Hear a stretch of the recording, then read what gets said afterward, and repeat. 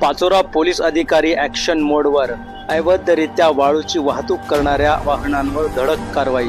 पाचोरा शहरात रात्री गस्तीवर असलेले पोलीस अधिकाऱ्यांना अवैधरित्या वाळूची वाहतूक करणारे वाहन आढळून आल्याने त्वरित त्यांच्यावर कारवाई करण्यात आली असून वाहनांसहित मुद्देमाल जप्त करण्यात आले असून त्यांच्यावर भारतीय न्याय संहिता कलम 303 अंतर्गत कारवाई करण्यात आली आहे।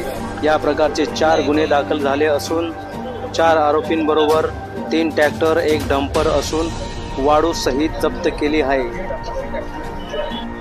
या कारवाईने परिसरात अवैधरित्या वाहतूक करणाऱ्यांमध्ये खळबळ उडाली आहे। सदरची कारवाई पोलीस अधीक्षक डॉक्टर महेश्वर रेड्डी साहेब, अप्पर पोलीस अधिकारी सौ कविता नेरकर, उपविभागीय पोलीस अधिकारी संत धनंजय येरुळे यांच्या मार्गदर्शनाखाली पोलीस निरीक्षक अशोक पवार, पोलीस उपनिरीक्षक योगेश गणगे, पोलीस उपनिरीक्षक Sunil Patil, Pandurang Sonone, police head constable Rahul Shimpi, police constable Bhojraj Dhangar यांनी ही कारवाई केली आहे। आपण बघत आहात आपले चॅनल सूम मराठी।